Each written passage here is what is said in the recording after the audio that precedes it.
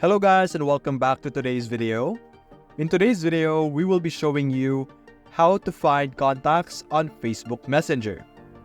Now as you can see right now, as you can notice, I'm currently in Facebook instead of Messenger.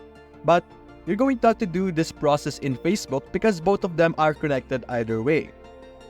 So to be able to find your contacts, go over here on the top right, on your profile, click on Settings and Privacy. Click on Settings, and click on See More in Account Center.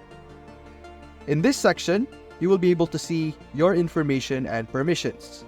Simply select that, and over here, you will be able to upload contacts. In this section, basically, you will be able to view your different profiles that has, of course, different contacts, and you will be able to sync them between your different accounts. So if you have an account that is another account and you have contacts there, you will be able to find that contacts as well on your current contacts if you are not able to find the contacts that you want on your current account. So this is where you will be able to play around with it. So that's basically it guys. If you enjoyed this video, leave a like and subscribe. Thanks for watching.